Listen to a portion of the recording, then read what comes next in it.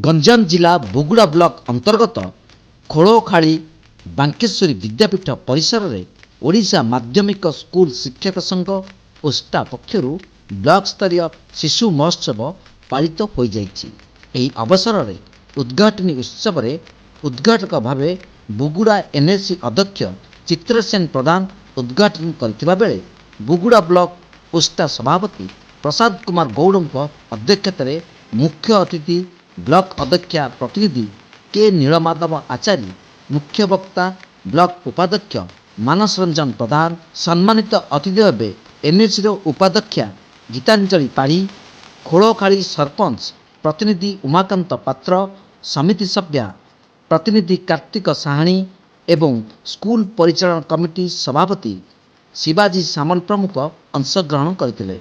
सर्वप्रथमे विद्यापीठ प्रधान शिक्षक तपन कुमार महापात्र स्वागत भाषण और अतिथि परिचय प्रदान करथिबा बेले श्री जगन्नाथ पुष्पमाल्य अर्पण करथिबा सह प्रदीप प्रज्वलन करथिले।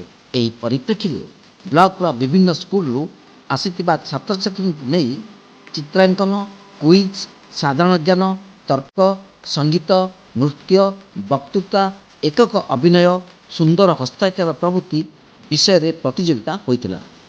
ब्लॉक स्तर में जो मैंने सफलता हासिल करिसेंती सेमाने जिला स्तरीय कार्यक्रम में जोगदेवे। उद्यापनी उत्सव में मुख्य अतिथि भाव राज्य ओस्टा जुग्म संपादक रंजन कुमार दास, मुख्य वक्ता अशोक कुमार महापात्र, सम्मानित अतिथि सूर्यमणि महांती, माणितरा प्रधान, शिक्षक कैलाश चंद्र महाराणा, प्रश्न कुमार स्वाई, तान्नुचरण स्वाई अंशग्रहण करी ब्लॉक स्तरीय प्रतियोगिता रे सफल हासिल करथिबा छात्र छात्री को अतिथि माने पुरस्कृत करथिले। एही कार्यक्रम को चंद्रशेखर साहू, ललित मोहन शतपथी, सुशांत कुमार पात्र, निकुंज विश्वाल, बी गोपाल पात्र प्रमुख सुपरिचालना करथिले।